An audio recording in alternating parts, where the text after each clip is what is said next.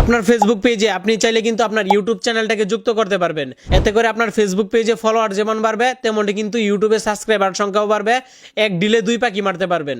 Interesting কাজটি আমি শিখিয়ে দিচ্ছি। তার আগে পেজটা ফলো করে ভিডিওটা আপনার আইডিতে শেয়ার করে রাখবেন, কেননা যে কোনো সময় কিন্তু আপনি ভিডিওটা দেখে দেখে কাজটা করতে পারবেন। ফার্স্টে তো আপনারা ইউটিউবে চলে আসবেন, দেন এখান থেকে আপনাদের ভিউ চ্যানেলে ক্লিক করতে হবে। এখান থেকে এডিটের উপর ক্লিক করতে হবে।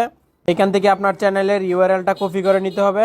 কপি করা হয়ে গেলে চলে আসবেন ফেসবুকে, তারপর এখান থেকে থ্রি ডটে ক্লিক করবেন।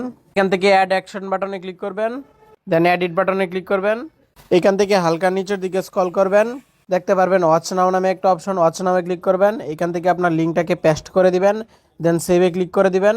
এবার কিন্তু আপনার ফেসবুক পেজের সাথে ইউটিউব চ্যানেলটা যুক্ত হয়ে গেছে।